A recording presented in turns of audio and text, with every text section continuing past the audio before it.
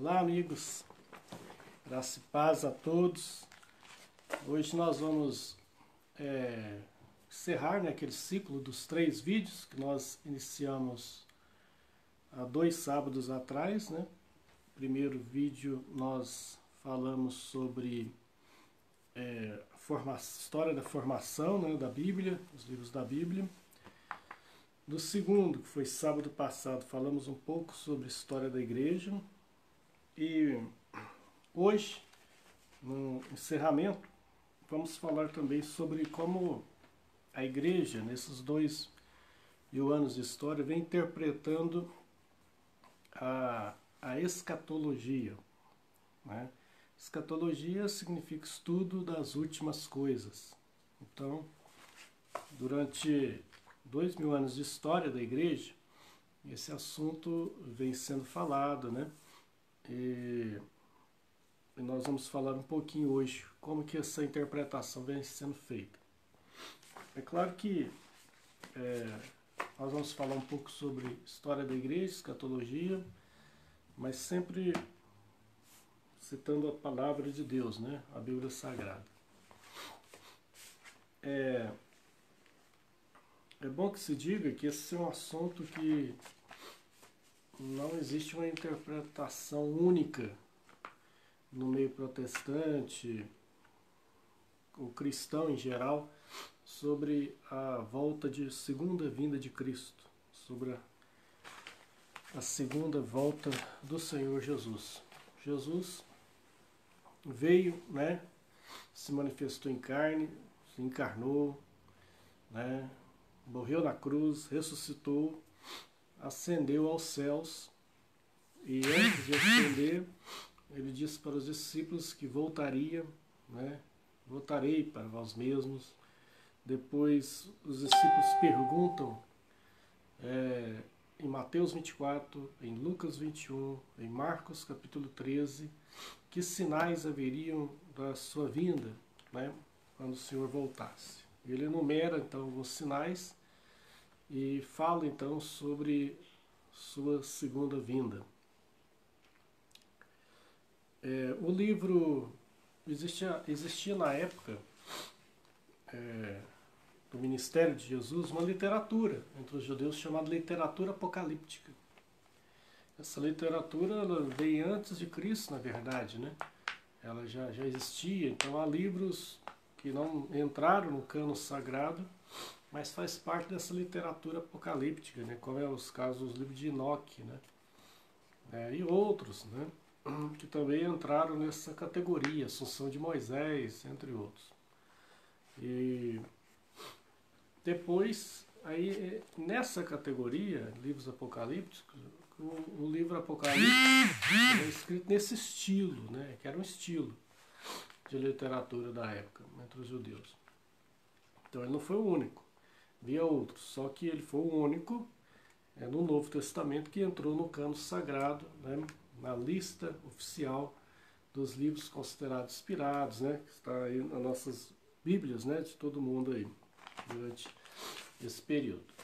Mas havia uma literatura, apocalíptica. É bom que se diga que quando se fala sobre Apocalipse, fala sobre o futuro, existem pessoas, grupos religiosos que defendem uma interpretação preterista sobre o Apocalipse.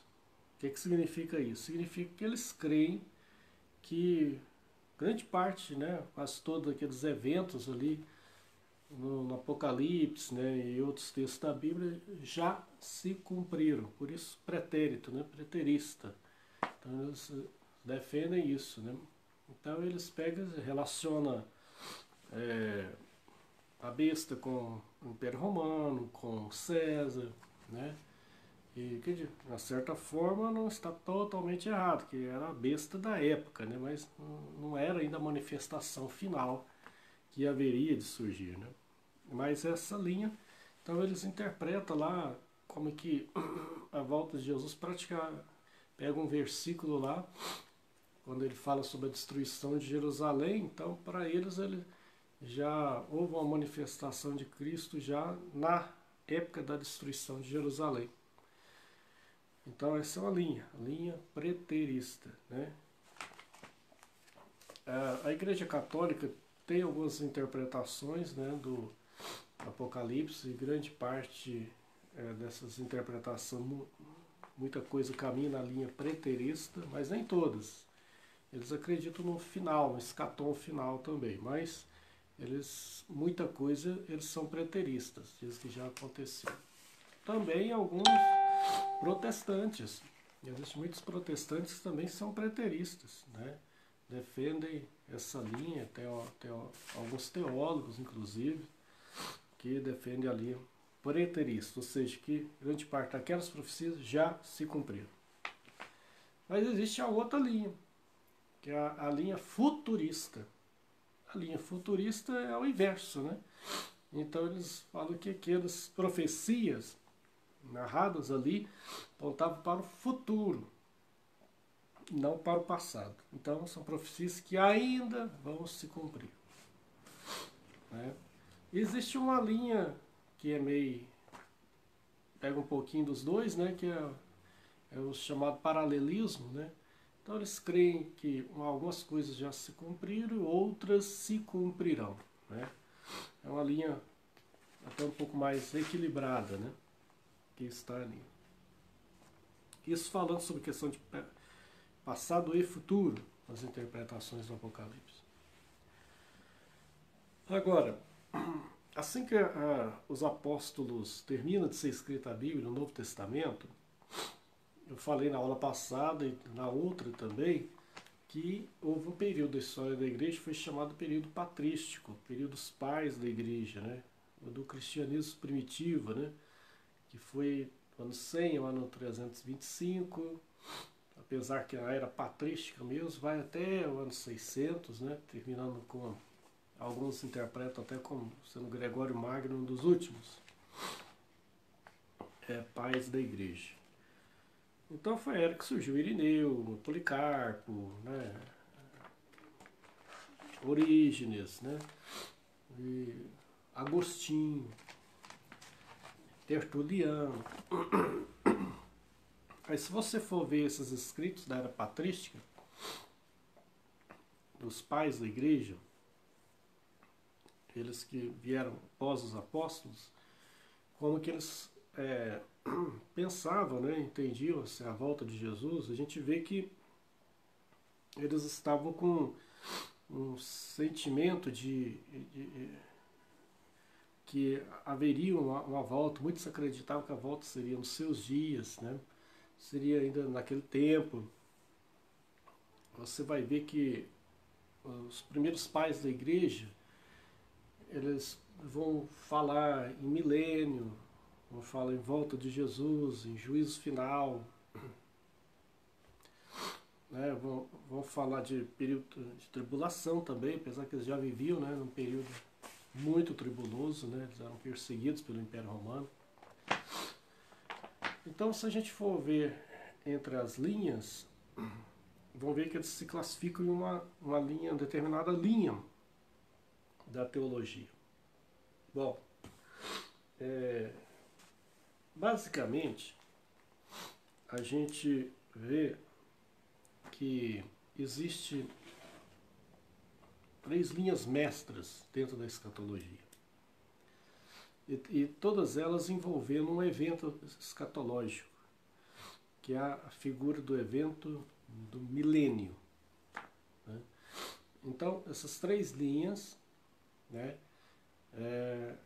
centram muito e falam muito em torno desse evento escatológico que é o milênio. Um evento, né, que ele aparece na Apocalipse capítulo 20, quando diz que depois da volta de Jesus, aí há um estabelecimento de 1000 anos sobre a Terra. No livro de Apocalipse capítulo 20, né? E depois haverá outros períodos. Então, pensando nesse evento escatológico, existem 3 linhas principais, né, mestras, que interpretam a escatologia baseado nesse evento chamado milênio. Então tem uma linha que é pré-milenista. Isso significa que ela crê que a volta de Jesus é antes do milênio, pré-milenista. Quando a gente vê os escritos dos pais da igreja, a gente vê que a maioria deles eram pré-milenistas. Eles falavam na volta do Senhor, às vezes falavam no reino, né, eterno, mas sempre situando antes. Então, a maioria deles se situam como pré-milenistas, dos pais da igreja. A partir de Agostinho, vai ser defendida outra linha. Junto com os pré-milenistas, também você vai ver também alguns pais da igreja sendo pós-milenista, né? Então, pós-milenista significa aquele que crê que a volta do Senhor é depois do milênio, né? Então, pré-milenista, que eles creem que a volta do Senhor é antes do milênio. Pós-milenista, que eles creem que ela é depois do milênio. E existe uma terceira linha, que é a linha chamada amilenista. Essa linha, às vezes, não é interpretada muito corretamente, né? Que geralmente, quando se fala em amilenista, aí interpreta-se, geralmente, diz assim, não, é aqueles que não creem no milênio literal. Mas só isso. Mas não é isso, na verdade, só. Os amilenistas mesmos, eles poderiam ser classificados, né? Talvez esse termo nem seja mais correto para eles, né? Talvez seria que eles creem no milênio realizado. Acho que seria mais justo com eles. Como assim? Eles creem que quando Jesus veio na primeira vez, quando ele cita lá aquela passagem lá de amarrar o mais valente vem, amarra o valente e manieta-lhe, toma-lhe os bens, eles interpretam aquela passagem como sendo na primeira vinda de Jesus, ele amarrou, né, ou limitou a ação de Satanás de enganar as nações e já iniciou seu reino espiritual, não físico, mas espiritual na terra, né? E nós estamos vivendo esse período até hoje. E durante um curto período de tempo, essa ação de enganar as nações do diabo será, de uma certa forma, será solto, né, nesse sentido. E aí o Senhor vem e já executa o juízo, né, sobre as nações e implanta o reino eterno. Então, a milenista seria isso. A igreja, então eu falei, grande parte dos pais da igreja eram pré-milenistas, e com Agostinho em diante a gente vai ver uma posição mais amilenista, que vai praticamente se tornar a posição oficial, né, da igreja nos próximos mais de 1000 anos, né? Vai ser o amilenismo, vai ser a dominante, né, nesse período. Durante esse período também surgiu grupos, como Montano, lá em torno do ano 200, né, com 2 mulheres, né, da igreja lá, que diziam profetiza, e ele profetizou sobre que a volta do Senhor ocorreria naquele tempo, e foi aquele negócio todo, né, aquele movimento todo. Claro que isso não ocorreu, né, mas houve tudo isso aí nessa época. Quando foi chegando para perto do ano 1000, ano 990 e poucos para o ano 1000, começou-se novamente a surgir grupos milenistas, né? E grupos que começaram a dizer que o milênio começaria no ano 1000, então Jesus voltaria, né, já naquela época. Então, quando foi chegando próximo do ano 1000, muitas pessoas venderam propriedades e tal, esperando, né, o fim do mundo, esperando ocorrer realmente o início, né, do reino Cristo na Terra. E quando chegou o ano 1000, isso não ocorreu. E ocorreu que muitas pessoas que tinham vendido suas propriedades não puderam reaver elas. Alguns terminaram na mendicância e a instituição, né, religiosa da época ficou com esses bens, né. Depois foram surgindo outros grupos que começavam, né, também a falar na volta de Jesus, os cátaros, ano 1100, 1200, né, Jerônimo Savonarola, próximo ao 1500, né? Então foram surgindo grupos falando, e eles falavam, né, se eu estava voltando e tal. Aí veio a Reforma Protestante. Quando veio a Reforma Protestante, ela não focou muito essa questão escatológica. A Reforma Protestante, ela focou mais na questão da salvação, da justificação pela fé e tal, né? E tudo aquilo. A parte escatológica não foi tão focada no início da Reforma Protestante. Tanto é que Calvino escreveu vários compêndios sobre vários livros da Bíblia, mas ele falava que tinha dificuldades com o livro de Apocalipse. Calvino falava que tinha dificuldades com o livro de Apocalipse. Já Lutero falava que tinha dificuldades era com o livro de Tiago, né? Ele achava Tiago meio em posição... difícil conciliar Tiago com Paulo. Chegou a dizer que achava que nem devia estar na Bíblia esse livro, né?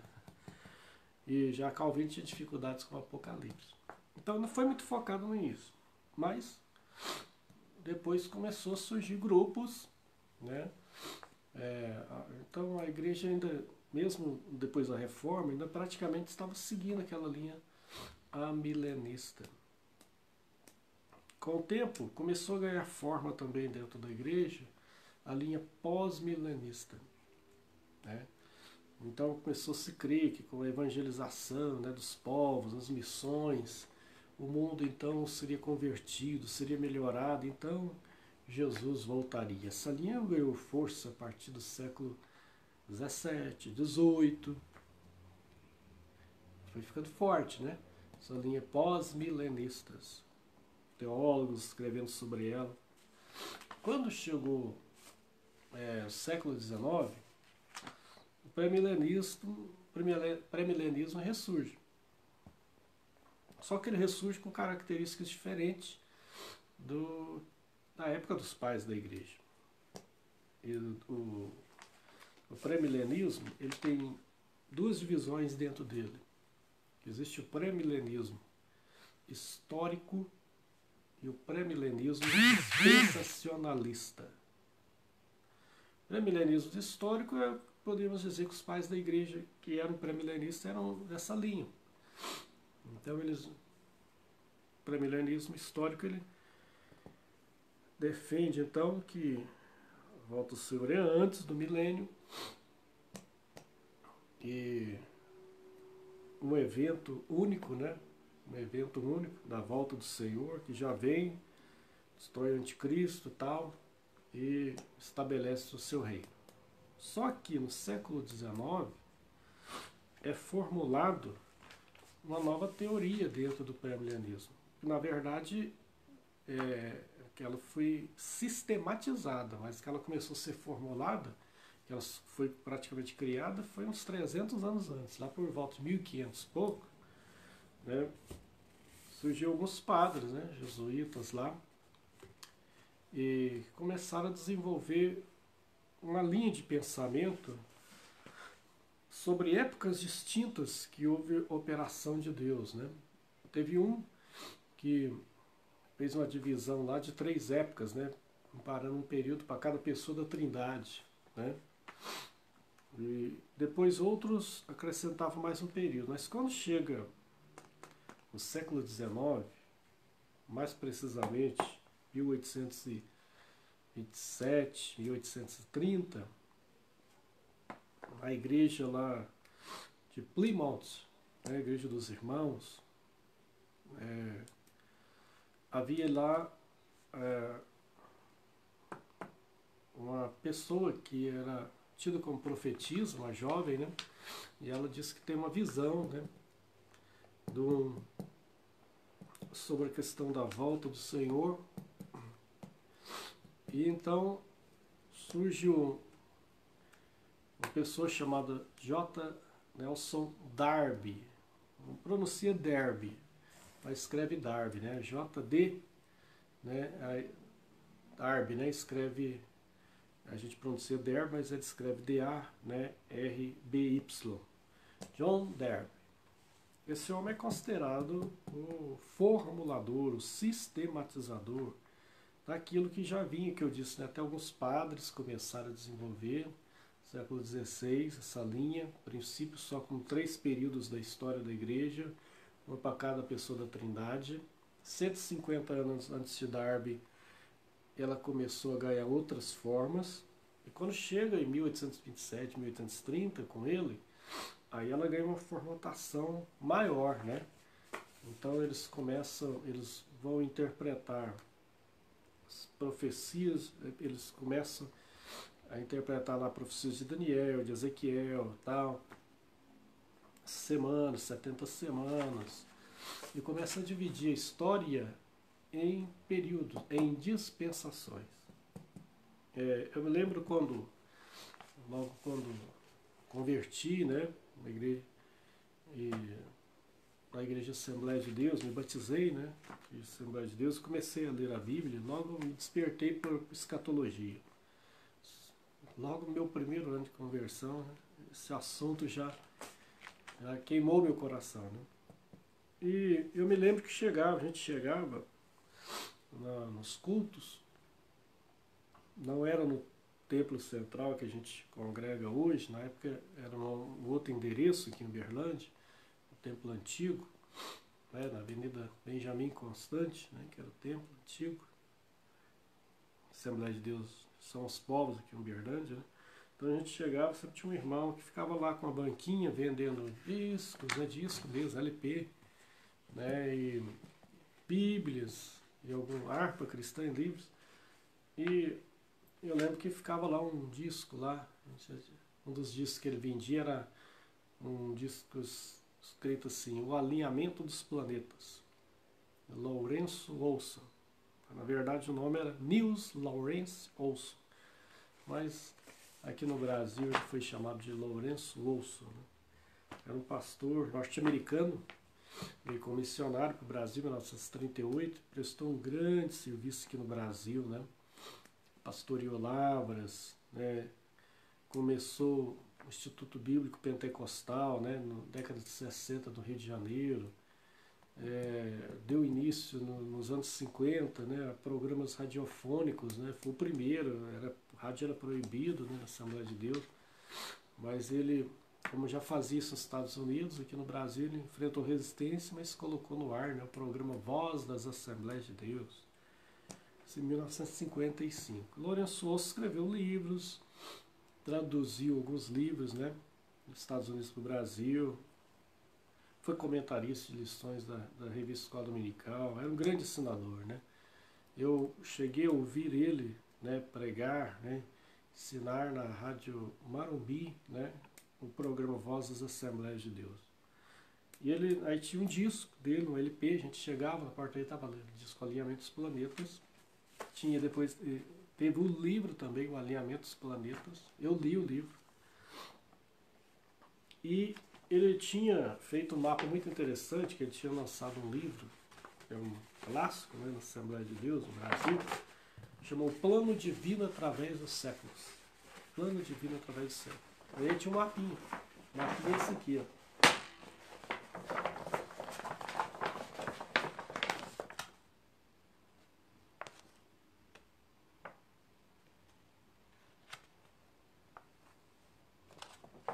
Não sei quantos que já viram esse mapa, né? Talvez em alguma escola dominical tenha ele exposto, né? O Plano Divino Através do Século. Nossa, é muito interessante, é muito bom. Então, aqui é um mapa sobre as dispensações, na verdade, né? Então, eles creem que a história, né? A história da salvação, vamos dizer assim, foi dividida em 7 dispensações, né? Em 7 períodos.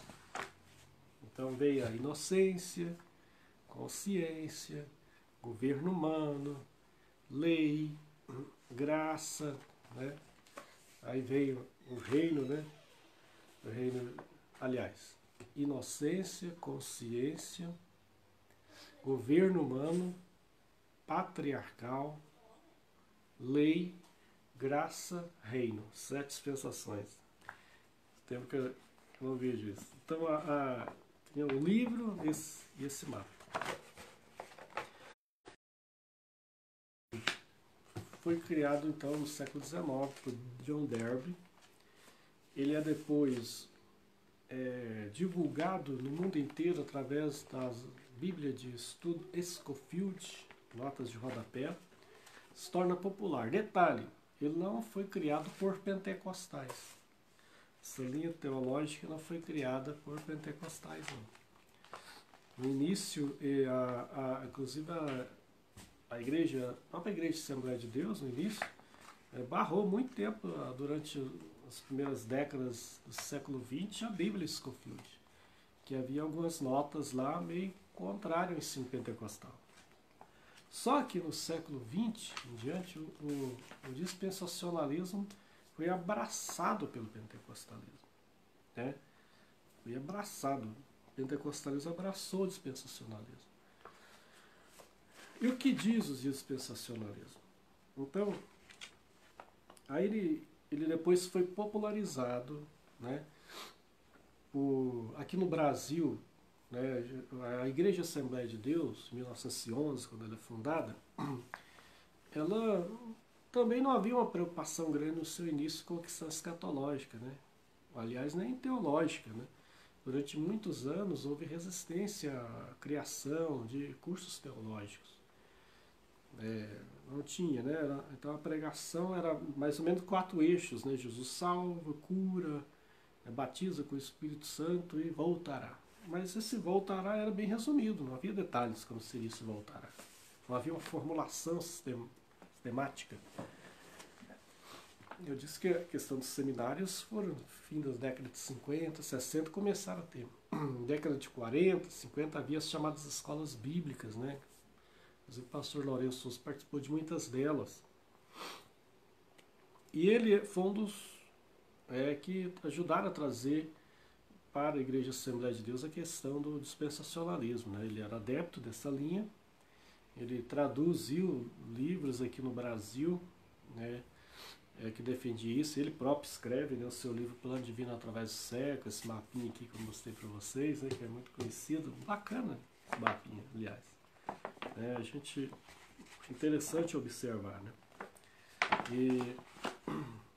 Então ela se torna, então, depois, a linha dominante com o tempo dentro das Assembleias de Deus.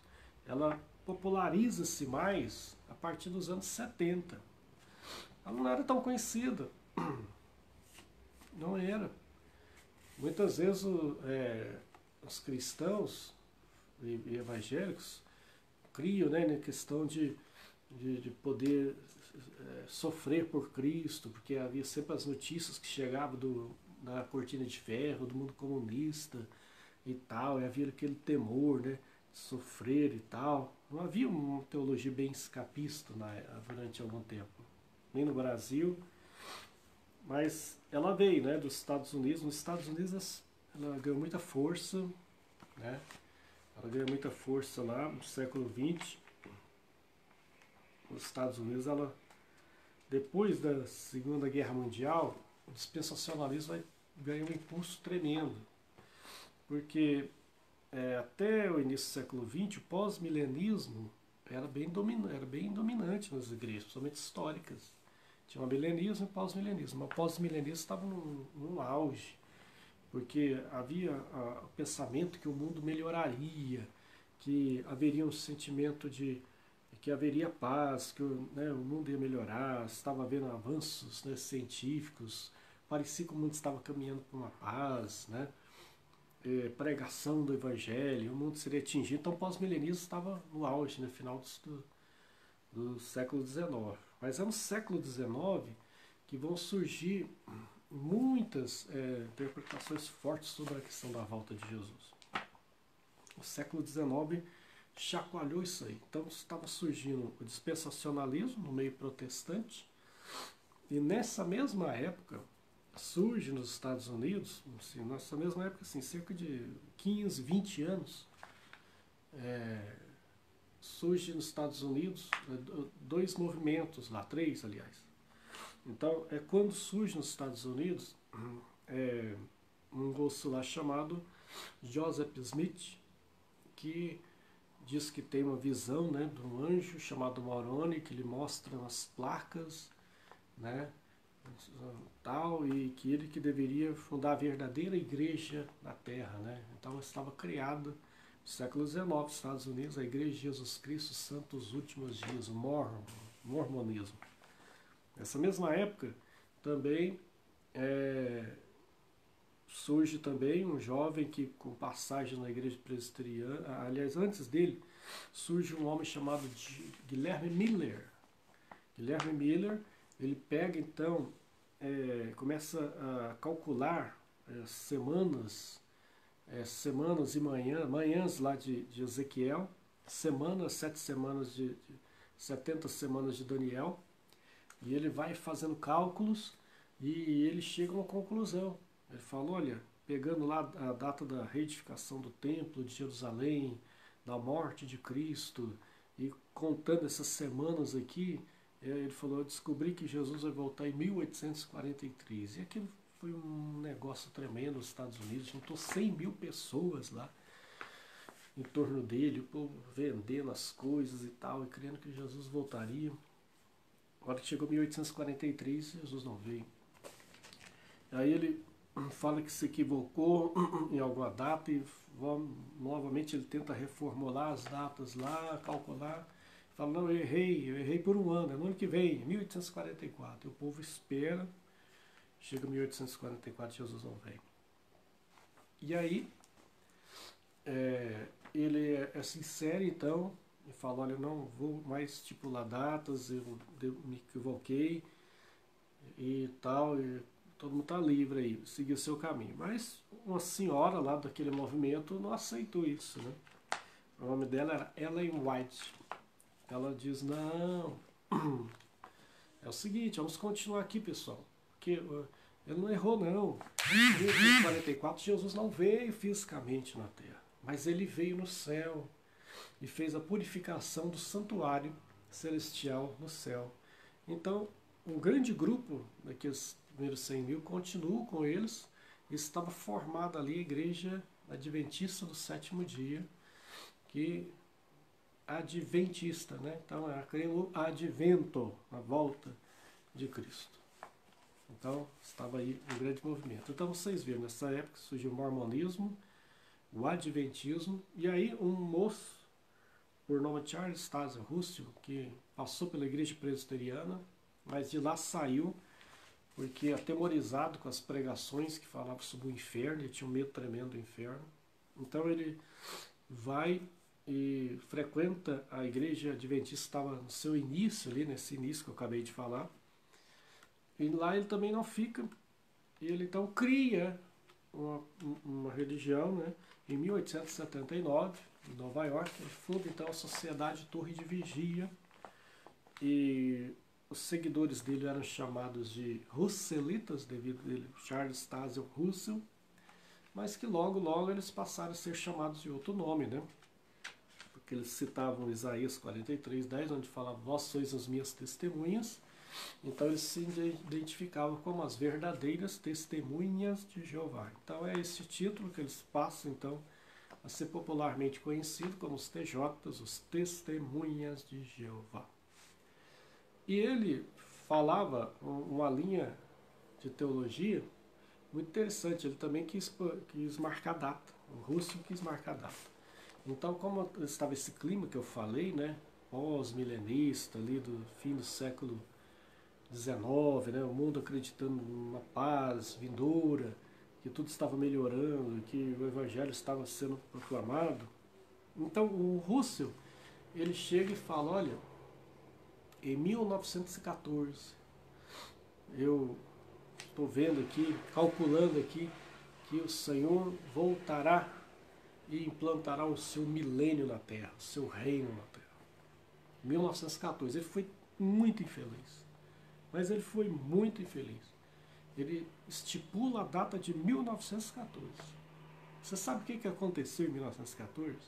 Em 1914, em vez de Jesus vir, em vez de acontecer o milênio na Terra, estourou, foi a Primeira Guerra Mundial. Foi um banho de sangue no mundo. Morreu mais de 20 milhões de pessoas. Durou 4 anos. Uma carnificina. Um horror. Ele errou redondamente. Pois ele estipulou outra data para 1925, não ocorreu. A última data que os testemunhos de Jeová colocaram foi 1975. A partir daí eles pararam de estipular a data. Mas eles estipulavam data. Então, é nesse movimento aí, que estou citando, do século XIX, que surge também a questão do dispensacionalismo, né? O pessoal pega lá os textos, lá Daniel, Ezequiel, e calcula semana e manhãs, né? E eles falavam, olha, Deus estabeleceu dispensações na história humana, 7 dispensações, hein? Cada dispensação ele trata com o homem de um jeito, né? E até que nós agora estamos na dispensação da graça, né? Depois vai vir, antes houve a da lei, agora a da graça, depois virá a do reino, né? O dispensacionalismo. Acontece que o dispensacionalismo hoje ele já sofreu alterações. Já existe dentro do dispensacionalismo a linha clássica, que é a antiga, que defende isso aí que eu falei, e tem a dispensacionalismo progressivo. O dispensacionalismo progressivo, ele quase que parece um pouquinho com algumas coisas com pós-milenismo, até com amilenismo tem coisas que eles parecem. Então ele já tem algumas coisas que eles alteram, né? Estão diferentes. Bom, feita essa introdução, nós vamos falar um pouquinho agora sobre essa escatologia em si, né? Então hoje, como eu disse, não há unanimidade de como se interpreta os eventos escatológicos. Os irmãos presbiterianos de linha histórica reformada, grande parte deles, são amilenistas ou pós-milenistas, né? É claro que entre eles também há irmãos pré-milenistas, alguns até dispensacionalistas, mas não são maioria. No meio deles, no meio das igrejas históricas e reformadas, eles são de maioria ou amilenista ou pós-milenista. Então, eles creem que há um milênio realizado, e não um milênio literal, de 1000 anos, mas sim um milênio realizado, lembra que eu falei? Ou então, creio que o mundo sofrerá uma transformação, né? Com a pregação do Evangelho, então Jesus voltará. Esse é o pós-milenismo. Mas hoje, como eu falei, nos anos 70, na década de 40, né, o pré-milenismo dispensacionalista ganha um impulso muito grande. Porque uma das figuras, das ideias central do dispensacionalismo é colocar um papel estratégico para a nação de Israel. Então eles creem que Israel é figueira, lá das profecias de Mateus, né? E aí quando Israel volta a ser nação oficial em 1948, aquilo deu um impulso muito grande para o dispensacionalismo, né? O retorno de Israel à sua terra, a criação do Estado de Israel em 1948, deu um impulso muito grande. O pós-milenismo sofreu um revés muito grande com a Primeira e Segunda Guerra Mundial, né?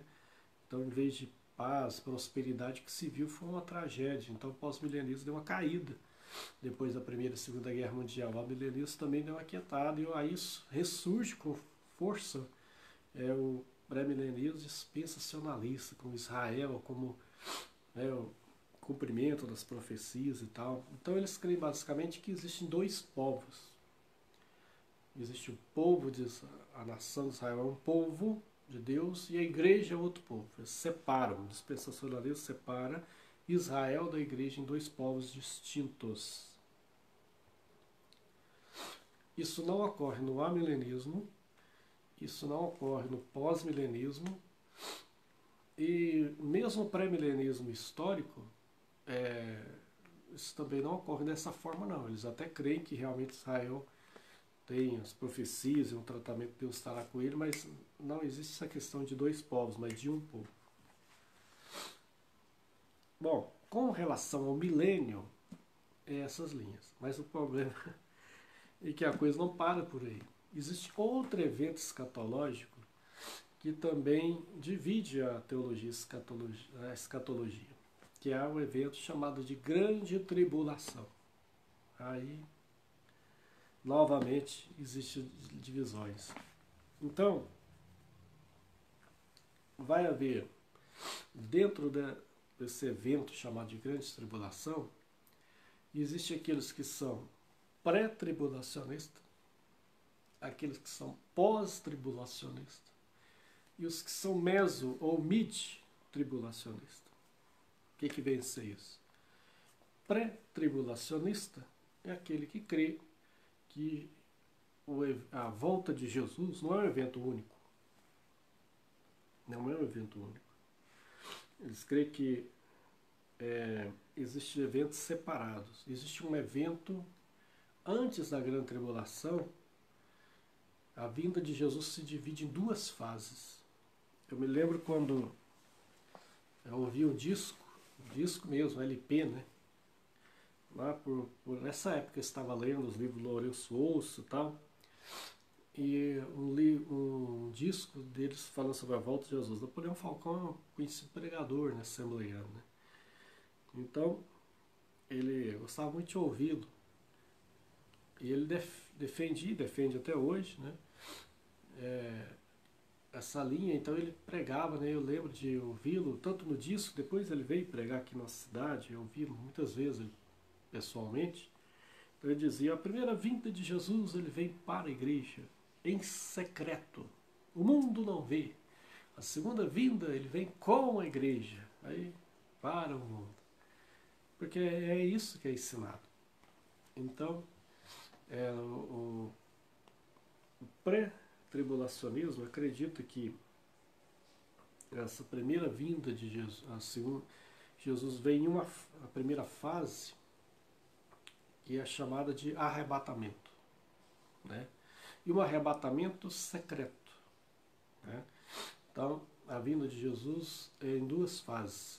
Primeiro ele vem secretamente, o mundo não vê, a igreja é arrebatada, então ele ocorre então 7 anos, né, que eles creem que são 7 anos literais, as últimas semanas de Daniel, 70ª semana.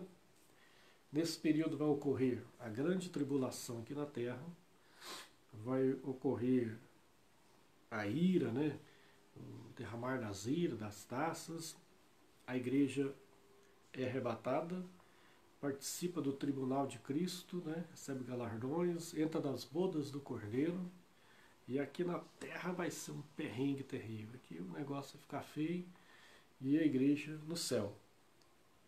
E depois dos 7 anos, enquanto isso, nesses 7 anos, a manifestação do anticristo e tal, depois desses 7 anos, Jesus volta com a igreja, estabelece um milênio literal de 1000 anos, e aí vai ver os outros eventos escatológicos.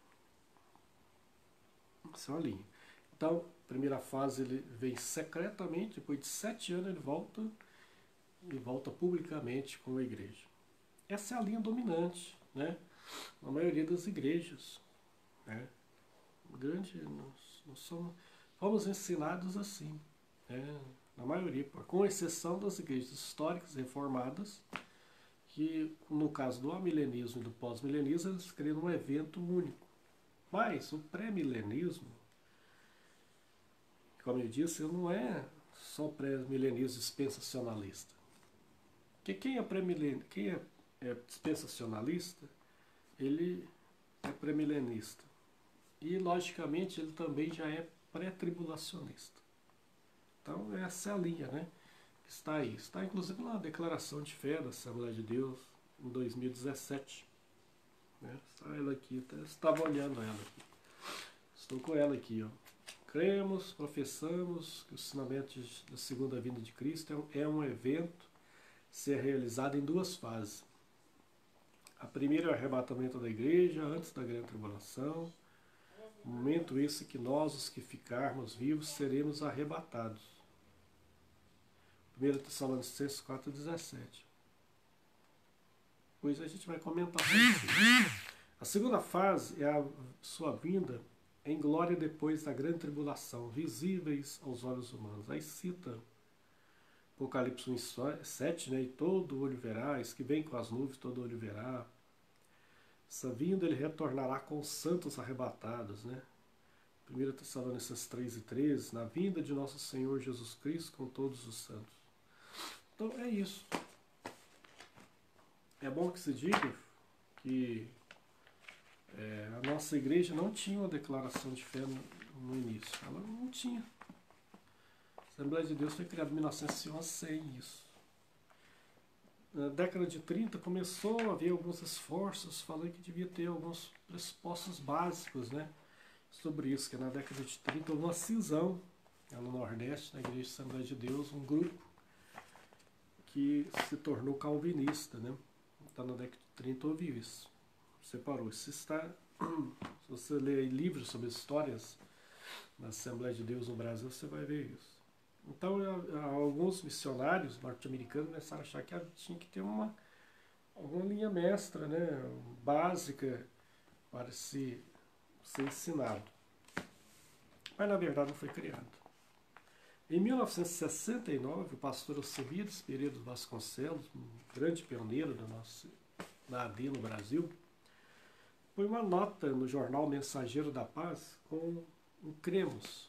Eram 14 ou 16 pontos, uma folha curta, né? Onde pôs alguns pressupostos, porque estavam vendo na época, dentro da Igreja Assembleia de Deus, grupos, pessoas ensinando a visão unicista, né, dentro da igreja, combatendo a doutrina da Trindade, isso dentro da igreja. Unicistas. Então, eles acharam que tinha que ter um balizador básico, mínimo, né? Então, em todo jornal, a partir de 69, em todo jornal Mensageiro da Paz, depois as revistas da EBD, né, que tentava unificar a doutrina dentro da Assembleia de Deus, e revistas e tudo, vinha esse cremos, né? Cremos, né? A inspiração plenária da Bíblia Sagrada, cremos em um só Deus, né? Eternamente, em 3 pessoas, porque estava vendo pessoas ensinando visão unicista dentro da igreja. E depois vamos falando. Mas era coisa curta, né? E desde uns 10 anos atrás começou-se a haver alguns pedidos para se criasse algo mais amplo dentro da Assembleia de Deus, de formulações, não somente essas básicas, mas outras mais, né? Então, isso, eu lembro que eu sou blogueiro desde 2008, e havia esse movimento entre os blogs de um clamor para a liderança da igreja, que se criasse. Uns estavam defendendo um concílio assembleiano, né? O objetivo era a unificação por causa de algumas disputas eclesiológicas, né, de questão da direção da Convenção Nacional e tal. Então, uns defendiam um concílio, outros falaram, não, a gente realmente tiver uma declaração e tal. E aí isso foi ganhando força. Até que no ano 2016 é criada uma comissão, né, com alguns pastores, né, bem conhecidos, criada dentro da Comissão de Educação Cristã, né, da Convenção, e depois a Comissão de Doutrina, né, também, pastor Ezequiel Soares, né, Cláudio Honor de Andrade, né, são cerca de 5 pastores na comissão, né, e aí formula no ano 2017 a declaração de fé, que substitui aquele cremos antigo lá. E assim, é um calhamaço, 154 páginas, que veio tentando detalhar a doutrina da salvação, né, dos dons espirituais, a doutrina pentecostal e tal. E aí fala também sobre a volta do Senhor. Mas como eu falei, a igreja pentecostal aderiu ao dispensacionalismo há muito tempo, né? Assim, começou lá nos anos 30 lá, foi ganhando força. Nos anos 70, então, aí popularizou-se nos Estados Unidos, no Brasil, com alguns livros foram lançados. Foi lançado em 1970 um livro chamado A Agonia do Planeta Terra, do Hal Lindsey. Ele virou uma coqueluche, vendeu milhares de exemplares. E ele defendia essa linha aí, né? O arrebatamento secreto, a volta do Senhor, ele fazia até algumas previsões aí sobre a besta, sobre tudo, tentando relacionar até com a antiga ex-União Soviética, isso na década de 70. Como eu disse, surgiu o livro Alinhamento dos Planetas, que fez até previsões, que acreditava que a volta de Jesus ia ser em 82, que foi o ano do Alinhamento dos Planetas, mas o Alinhamento dos Planetas passou, e a volta do Senhor não ocorreu e ninguém mais falou nisso, mas foi falado, foi citado datas. Eu lembro, eu li o livro. Depois, em 88, quando foi chegando perto de 88, 86, 87, eu vi pregadores renomados. Nosso meio pregando e acreditando que a volta de Jesus seria em 88. Porque em 88 Israel faria 40 anos como nação.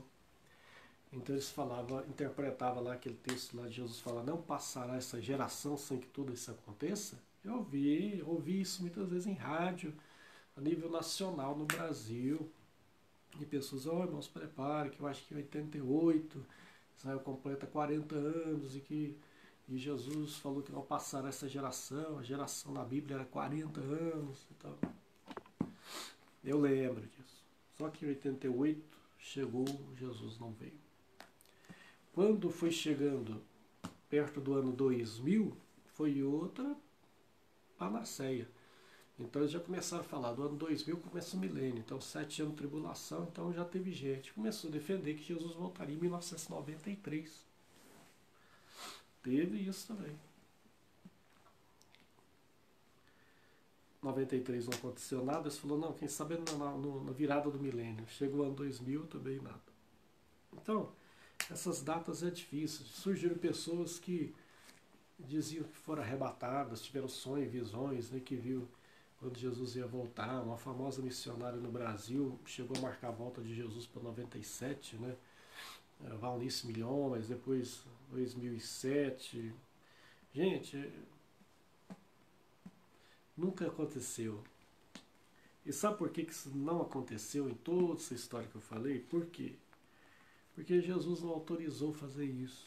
Ele falou acerca daquele dia e hora, ninguém sabe, nem os anjos do céu, nem o Filho, mas unicamente meu Pai. É claro que eles estavam falando do Filho naquele momento, que ele estava naquele momento que se esvaziou, né? Estava em carne aqui, né? Então era uma questão momentânea naquele momento. Mas e aí nós chegamos nas linhas de novo, né? Então, dentro do dispensacionalismo, existe o dispensacionalismo histórico e esse aí que eu falei. Então, sobre a grande tribulação, existe o pré-tribulacionista, o mid-tribulacionista é que crê que Jesus vem, arrebata a igreja, e o arrebatamento da igreja é o outro grande evento escatológico. Então, o arrebatamento é acreditado como que no mid-tribulacionista Jesus vem no meio dos 7 anos da tribulação. 3 anos e meio, 3 anos e meio. No meio vem então o mid, o meso, arrebata a igreja e entra os anos piores da grande tribulação. Existe o pós-tribulacionista, que é aquele que crê que a igreja depois passa por esse período da tribulação e no final Jesus vem. O pré-milenismo histórico, ele não crê que a volta de Jesus é em 2 fases. Ele crê que é numa única fase. Crê que a igreja passa pela tribulação e numa única fase. Jesus vem, arrebata a igreja e estabelece o milênio. Pré-milenismo histórico.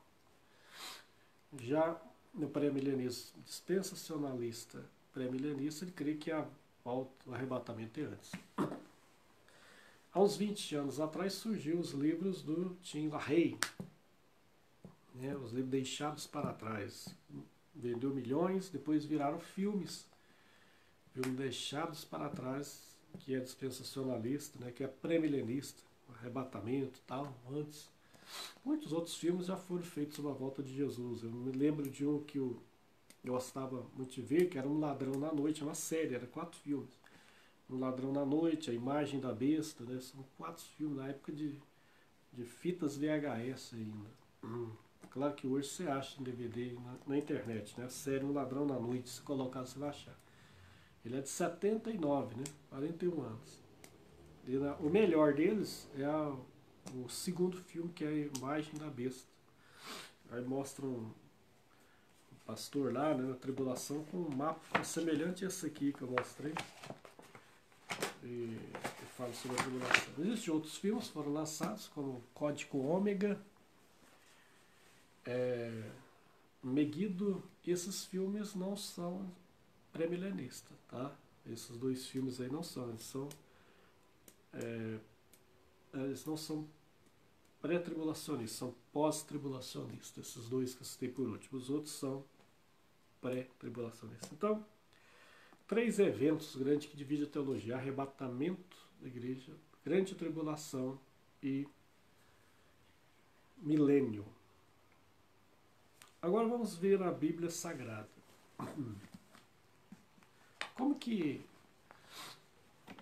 a palavra, e aí tirando um pouco o foco de tantas linhas, tantos pensamentos que só confunde a cabeça, como que a Bíblia fala sobre a volta de Jesus? Deixemos ela falar. A Bíblia fala que haverá um arrebatamento da igreja. Esse tempo atrás eu fui colocar algumas coisas aqui no Facebook, teve gente que não me entendeu. Gente falou que eu não creio em arrebatamento. E eu creio, está na Bíblia. Está aqui, ué. Será um evento lindo, glorioso. Está aqui na Bíblia. Está dito na Bíblia. Agora, como que a Bíblia diz sobre esse evento? É aí que é outra história. Quando é que a Bíblia fala em arrebatamento? Em poucas passagens. 1 Tessalonicenses, capítulo 4, versículo 14 a 17. Vamos ler. Vamos ver o que a Bíblia fala. Agora não é pensador nenhum, não é teólogo nenhum, vou deixar ela falar por si.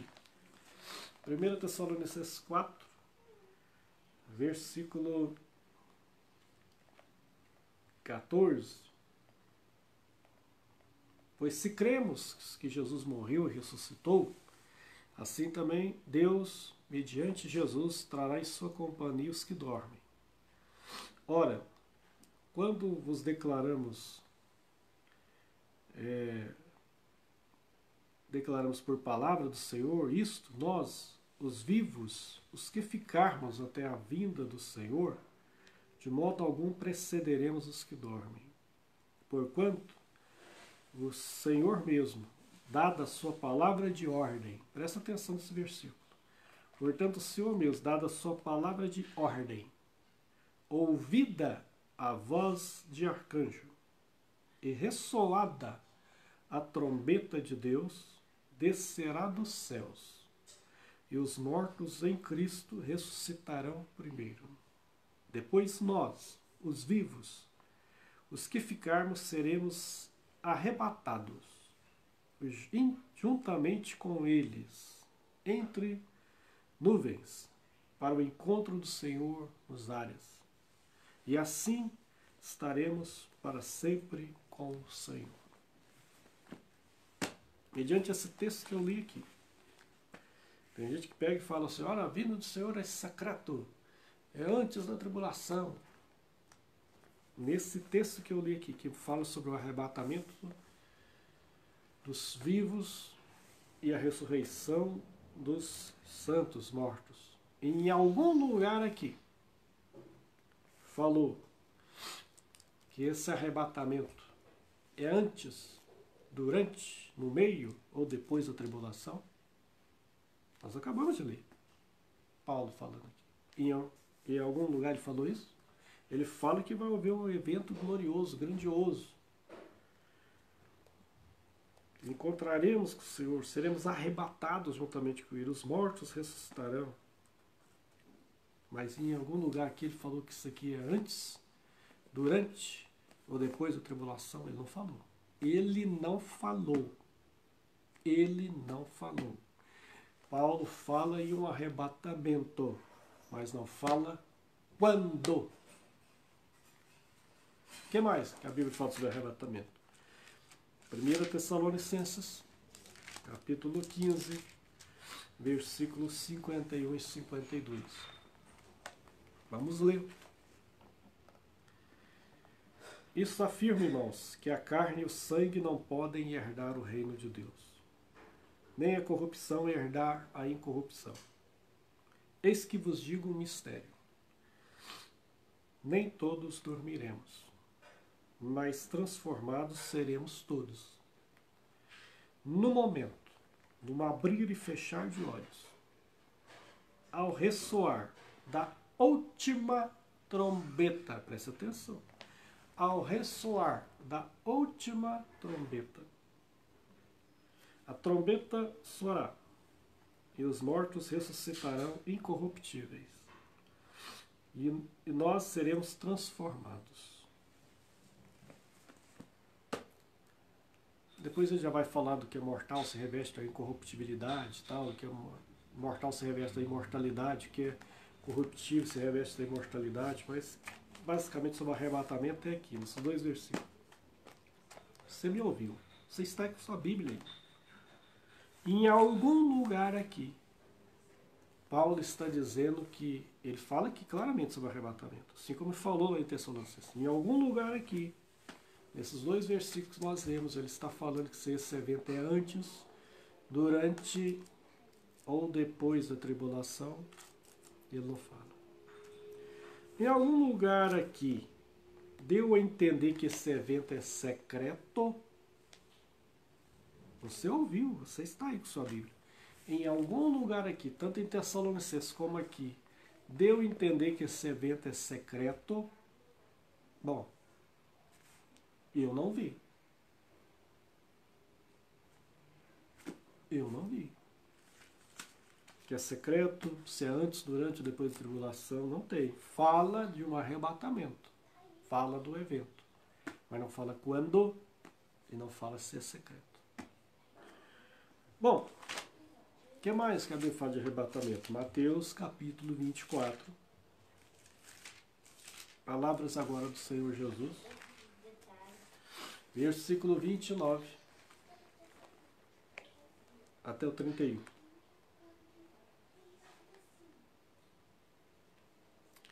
Logo em seguida, a tribulação, preste atenção, logo em seguida, a tribulação daqueles dias, o sol escurecerá, a lua não dará sua claridade, as estrelas cairão do firmamento, e os poderes dos céus serão abalados. Então aparecerá no céu o sinal do Filho do Homem. Todos os povos da terra se lamentarão e verão o Filho do Homem vindo sobre as nuvens do céu, com poder e muita glória. E ele enviará os seus anjos com grande clamor de trombeta, os quais reunirão seus escolhidos dos quatro ventos, de uma a outra extremidade dos céus. Essa passagem aqui também fala no versículo 31 sobre o arrebatamento, né? Agora, sinceramente, depois de ler essas três passagens, com calma, bem com calma, pode ler com cuidado, olhando as vírgulas, pontuação, lendo assim, mas bem devagar. Essas três passagens que deu a entender que existe um arrebatamento secreto, eu sou sincero, esquece as teorias, esquece o Tim LaHaye, esquece os deixados para trás. Joga até fora esse CD se quiser. Esquece quem formulou, fulano de tal, teólogo tal, falou isso e tal, e fulano falou, e isso foi colocado no documento tal. Essa aqui é a palavra pura. Vocês ouviram o apóstolo Paulo falando, agora estão ouvindo o próprio Jesus falando. Isso aqui, nós não somos protestantes? Não somos nós que dizemos que a Bíblia é a única regra de fé? Que a Bíblia é inspirada, é a palavra de Deus inerrante, é a nossa única regra de fé? Me fala, tem arrebatamento secreto aqui? Rige o clamor de trombeta, dá a ideia de coisa secreta? Voz de arcanjo, trombeta, Tessalonicense, aqui, Coríntios, em Tessalonicense, em Coríntios e em Mateus. Os três falam em voz de trombeta. Sinceramente, voz de trombeta, você já ouviu alguém tocar trombeta, qualquer instrumento? Você dá a ideia de coisa secreta? Se alguém tocar algum instrumento, está querendo fazer alguma coisa secreta? Pelo amor de Deus, gente.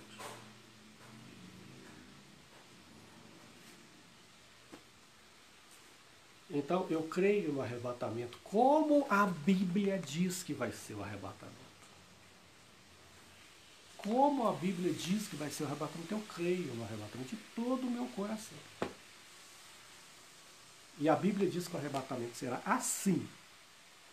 Você sabia que tem gente que tentando combater e tentando defender de um idente essa teoria de arrebatamento secreto, diz que esse texto aqui de Mateus 24 vai para a igreja? Não, isso aqui é porque Mateus vai para a igreja, Mateus escreveu para Israel. Isso aqui, esses escolhidos aqui é Israel. Ó, gente, pelo amor de Deus. Pelo amor de Deus. O texto de Mateus 24 é quase que idêntico ao de Lucas 21, que escreveu para os gregos, ao de Marcos 13, que escreveu para os romanos. É melhor inventar uma outra, desculpa, porque essa é muito furada. Nossa, pelo amor de Deus. Essa é furada demais. Não, aí não. Não é porque isso aqui é para Israel, porque Mateus escreveu para os judeus, escolheu que é Israel, não é igreja, não. Jesus estava falando para quem?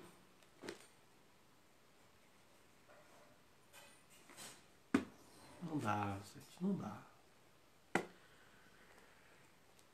Tá, então existe um arrebatamento, ele não é secreto. E que mais? Aí tem a questão da grande tribulação. Esse negócio de duas fases da volta de Jesus é um outro problema. O dispensacionalismo, um problema. Vamos lá para a Bíblia. Vamos para a Bíblia.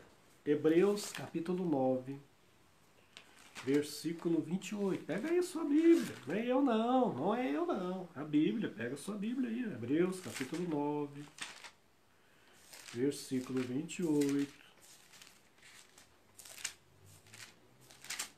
Pega aí. De repente, eu estou inventando alguma coisa aqui, né? Então pega aí sua Bíblia, Hebreus capítulo 9, versículo 28. Assim também Cristo, tendo se oferecido uma vez para tirar os pecados de muitos, aparecerá segunda vez, sem pecado, aos que o aguardam para a salvação. Ponto. Aí depois já é o capítulo 10. Vai falar de outro assunto. O que eu li aqui? Que Jesus apareceu uma vez sem pecado e vai aparecer uma segunda vez sem pecado aos que aguardam para a salvação. Como que encaixa esse negócio de duas fases da volta de Jesus aqui? A Bíblia não fala em duas fases a volta de Jesus. A Bíblia fala na segunda vinda de Cristo. Ao falar que Jesus vem, vai só até nas nuvens, secretão para o mundo, puxa a igreja, depois tome tribulação e vai, dá meia volta e vai para o céu. Dá uma meia volta e volta para o céu. 7 anos lá, enquanto aqui está o maior perrengue. Aí depois de 7 anos ele vem com a igreja, segunda fase. Mas a Bíblia fala isso? A Bíblia fala que ele voltará uma segunda vez. Porque ao dizer que ele veio, a igreja voltou, depois vem de novo, quantas vindas de Jesus tem aí? A matemática é pura e simples. 3. 3. Não, mas não é 3, não, é 2, que a segunda fase divide em duas fases. A segunda vinda divide em duas fases. Não, pelo amor de Deus, isso é forçar a inteligência. Tem isso aqui? Não tem. Olha, durante 20 anos eu fui dispensacionalista. 20 anos eu fui. Eu já fui dispensacionalista. Isso aqui, ó, carregava para todo lado. Dei estudo. Quantas vezes? Escola dominical. Fui fazer o curso de teologia, meu primeiro curso de teologia, tinha 20 anos de idade. Curso de ETAD, 4 anos de curso. Aí a gente estudava 2 livros lá, Daniel e Apocalipse, e um outro chamado Escatologia. Você acha que nesses livros lá tinha alguma coisa que eu falei aqui? Dessas linhas que eu falei, como que veio sendo interpretado na história da igreja? Não tinha. Só chegava e ensinava que a vinda de Jesus vai ser assim, vem, arrebata, tal, só isso. Não fala como que se existe outra linha de pensamento. É ensinado como a única linha sacrossanta de interpretação. Às vezes chega a dizer assim, existem umas pessoas aí que falam que não vai ter milênio, que já a igreja vai passar pela tribulação, mas isso aí, ó, não liga não. O negócio é assim, vai ser desse jeito, a igreja não vai passar, aleluia, e tal, né? Não vou ver o anticristo, aí coloca adesivo no carro. Em caso de arrebatamento, pode ficar com esse carro, cuidado, esse carro ficará desgovernado, né? Essas bobagens todas que tem. Durante 20 anos eu fui. Sabe por que eu fui? Porque era a única que eu sabia. Eu fui ensinado só em uma linha, eu nem sabia que existiam outras interpretações. Então, eu vivia assim, eu cria assim, eu era a única. O dia que eu comecei a estudar e ver as outras interpretações de escatologia, eu fiquei... Meu Deus. Por que isso não foi falado? Por que isso não é falado? Então, quando eu vou ensinar escatologia hoje, eu falo, olha, gente, existem várias linhas de pensamento sobre a volta de Jesus, não é única, não. E esses dias, eu compartilhei, eu não pus nada, eu só compartilhei um vídeo do pastor Hernandes Dias Lopes, que é muito citado na nossa igreja, que, aliás, o pastor Hernandes hoje prega em congressos, grandes congressos de jovens da Assembleia de Deus. Ele é presbiteriano, né? É reformado. Mas ele, como ele é amilenista, né? Ele é amilenista, ele, Augusto Nicodemos, muitos outros são presbiterianos, reformados. Então ele falou, né, que a igreja passará pela tribulação, depois Jesus volta. Eu só compartilhei o vídeo, não falei nada, só compartilhei o vídeo. Mal do céu. Foi um terror. Já começaram quase que me colocar como herege. E só porque eu compartilhei o vídeo, pensei que tinha gente que ia criar o tribunal da Santa Inquisição de novo. Pelo amor de Deus, gente, nós estamos vivendo uma época de intolerância tão grande. Basta o que tem na política aí, que você não pode falar que é de uma linha diferente da linha que está aí, que pronto, você já é taxado, obrigado. Você só pode pensar de um jeito, você não pode pensar de outro, não. Ah, mas está na nossa declaração de fé. E daí?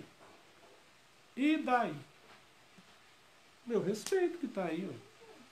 E quando eu vou ensinar no culto da igreja, você acha que eu falo em linhas teológicas? Não, na pregação eu só falo, Jesus voltará.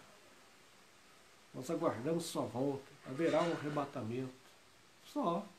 Porque é isso que importa.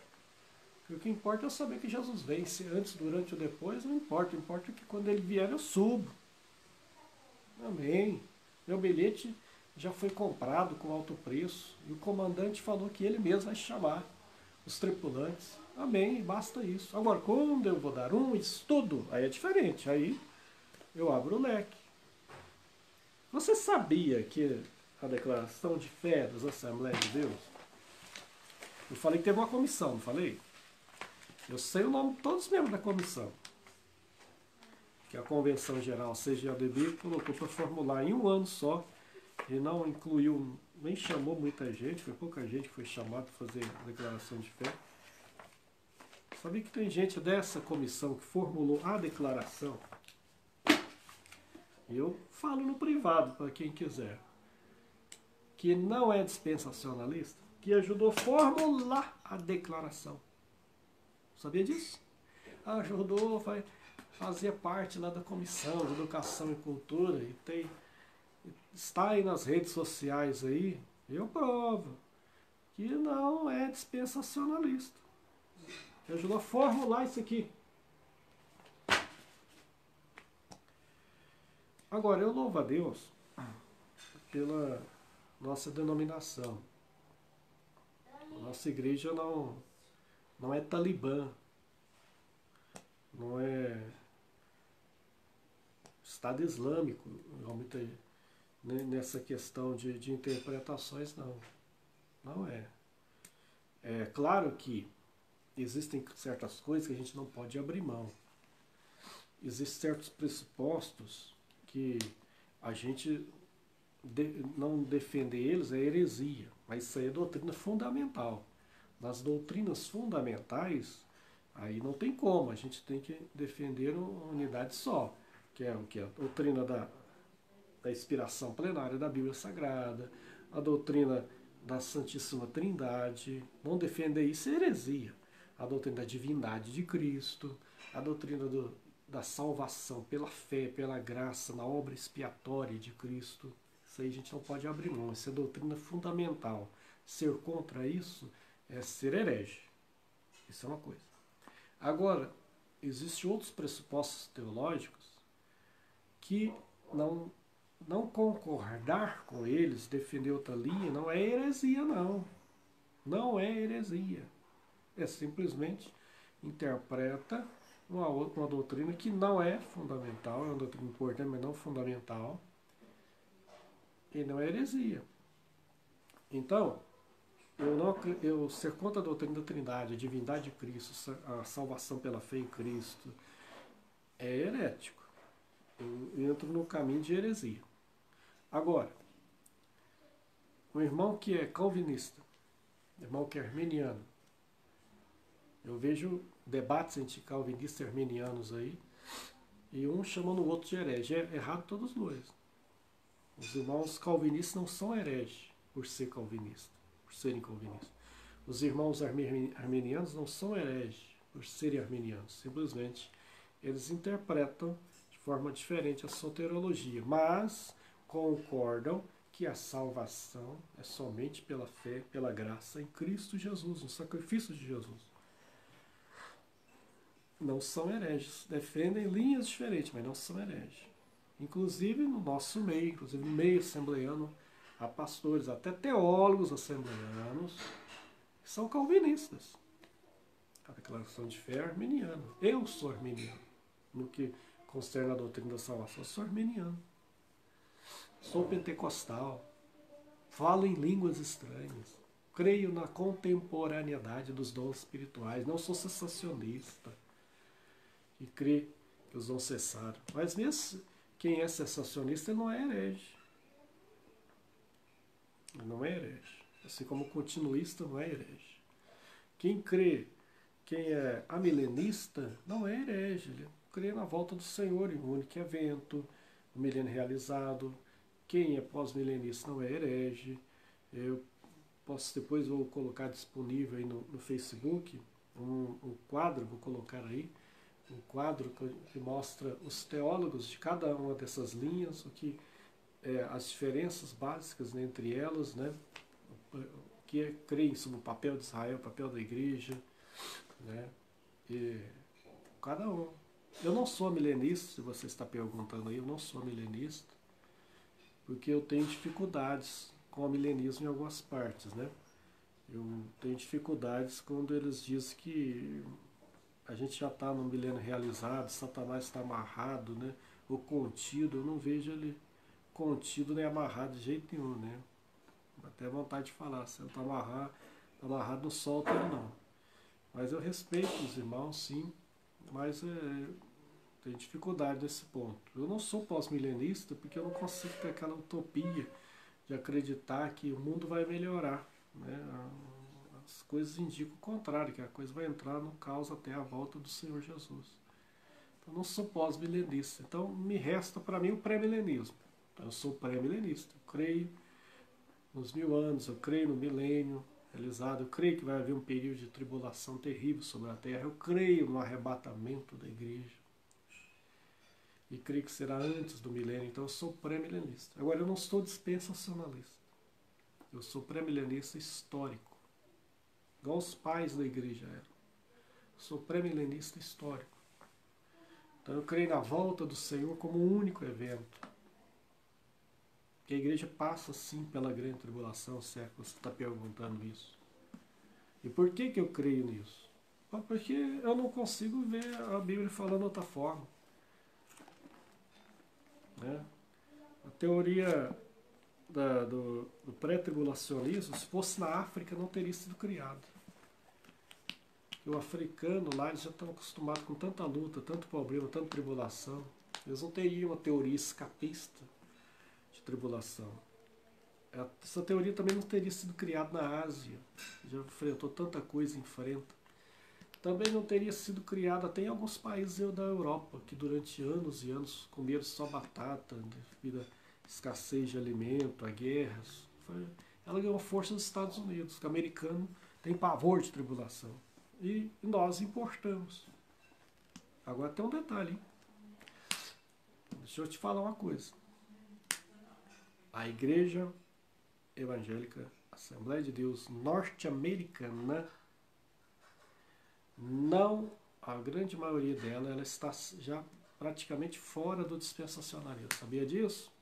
A igreja co-irmã está a Assembleia de Deus dos Estados Unidos. Olha, eu tenho aí materiais de pessoas aí que dizem isso, né? Bem informados, né?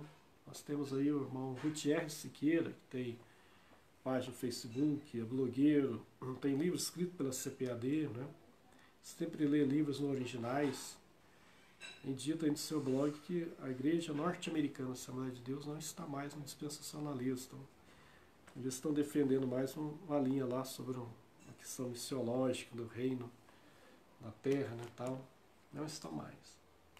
Pastor Silas Daniel, que é o editor da CPAD, é o editor do site CPAD News, da nossa igreja, né? Livros publicados pela editora. Ele é jornalista, né? Teólogo. Também diz o seu blog que a Igreja Norte-Americana, Assembleia de Deus Norte-Americana, não está mais está saindo já do dispensacionalismo. Teólogos pentecostais renomados, né? Não são dispensacionalistas. Por exemplo, o Stanley Orton, famoso teólogo pentecostal, tem livros editados pela CPAD aí, Stanley Orton, renomadíssimo. Ele é pré-milenista, mas ele não é dispensacionalista. Você vai ver também outros aí, né? Também famosos, né? O pastor Russell Shedd, né? Falecido há pouco tempo. Tem um livro muito interessante, chama Apocalipse, né? Interpretado. Você acha ele até em PDF, né? Famoso no Brasil pelas notas de rodapé da Bíblia Shedd, a antiga Bíblia Vida Nova. Conheci ele pessoalmente, um homem de humildade tremenda, uma sabedoria tremenda. Pastor Russell Shedd é também pré-milenista histórico, não é dispensacionalista. Então, se fosse esses povos, não teria criado essa linha pré-milenista, mas nos Estados Unidos, sim. Mas alguém vai dizer, mas teve pai da igreja que defendia isso. Aí vai achar um artigo lá de 373 de Ciro, o Efraim Ciro, falando lá algo lá assim, muito pouco. Dos pais da igreja todos, só um. Então, lá quase no ano 400, depois de Cristo.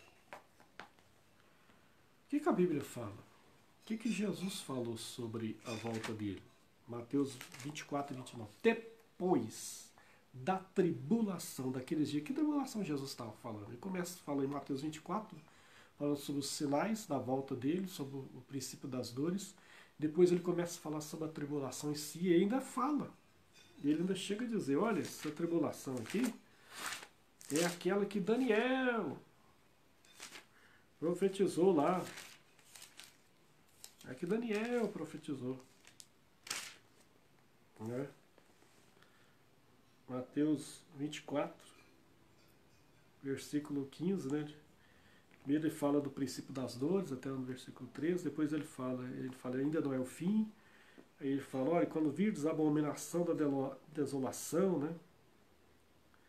E aí depois ele vai falar que de que falou o profeta Daniel. Isso aí é a grande tribulação, não é? Aí ele fala de grandes coisas que vão acontecer. E aí no 29 ele fala, logo depois da tribulação daqueles dias, aparecerá no céu o sinal do Filho do Homem para todas as nações da terra. Né? Aí casa muito com Apocalipse 1 e 7, que fala e todo olho o verá, até os que o transpassaram. Né? Esses dias eu vi alguém, um dispensacionalista famoso, né? Falando aí, né? Citou Noé e Ló, e tentando defender, né? A igreja não passa pela tribulação, citando Ló e Noé. Fiquei olhando e pensando, gente, ele está citando contra a própria teoria. E ele falou, todas as vezes que Deus vai punir coletivamente, julgar coletivamente um povo, ele tira os seus escolhidos antes. É mesmo? Porque Jesus falou, olha, assim será vindo o filho do... Assim como foi nos dias de Noé, será vindo o Filho do Homem. Agora eu pergunto, Noé foi arrebatado antes do dilúvio ou não? Quem foi arrebatado foi Enoque, mas muitos séculos antes. Antes de Noé nascer. Mas na época do dilúvio, Noé foi arrebatado? Eles passaram pelo dilúvio. Ele e sua família. Eles foram guardados no dilúvio. Eles foram guardados no dilúvio. Mas não foram arrebatados. O Ló. Um Ló interessante. O Ló foi tirado e Sodoma destruída. Pois é, só que Ló não foi tirado sozinho, né? Ele foi tirado ele, as duas filhas e a mulher. Lembrou? Enquanto eles estavam nas montanhas, caiu fogo em Sodoma. E aí o que aconteceu? A mulher virou para trás e virou estátua de sal, mas ela saiu, tirada pela mão pelos anjos, igual Ló. Uai, você não pode servir como representação para arrebatamentos? Ou assim, então quer dizer que tem gente que vai ser arrebatado e depois vai ser deportado? Gente, não tem lógica. Ele foi guardado. A igreja será guardada na tribulação. Apocalipse, eles dizem que Apocalipse, a partir do capítulo 4, não tem mais a igreja na terra. Uma coisa que Apocalipse é um livro cronológico. Ele não é um livro cronológico. Tem coisa que está lá no 16, no 14, e depois pula lá para o 19 já. Tem coisa que volta para o passado, tem coisa que vai para o... Ele não pode ser lido de forma cronológica. E a igreja está no Apocalipse, sim. A igreja está no Apocalipse, sim. Sabe que isso aí já vem mudando também. Tem uma época que eles chegavam a dizer que o Espírito Santo tiraria a igreja da terra e sairia da terra. Levando aquela interpretação lá de 2 Tessalonicenses, daquele que é tirado. Esse texto, inclusive, é interessante, porque não há uma definição de quem é aquele que o detém. Não há. Não é o Espírito Santo. Engraçado, Paulo é uma das pessoas que mais fala sobre o Espírito Santo. Escreveu muito sobre o Espírito Santo. Todas as vezes que ele fala sobre o Espírito Santo, ele fala claramente que é o Espírito Santo. Mas aí ele não fala. Ele fala aquele que o detém. Se fosse o Espírito Santo, ele falaria, o Espírito Santo que o detém. Mas ele não fala. Ele falou muito sobre o Espírito Santo. Mas essa figura não é conhecida. Não foi revelado. Mas é interessante, segundo Tessalonicenses, que ele fala assim, irmãos, tem muita gente apavorada, achando que Jesus já veio ou voltará. Isso não ocorrerá sem que primeiro seja revelado o iníquo. Sabia disso? Segundo Tessalonicenses, capítulo 2. A respeito, irmãos, olha só, ele falando, no que diz respeito à vida do nosso Senhor, nossa reunião com Ele, não vos demovais tão facilmente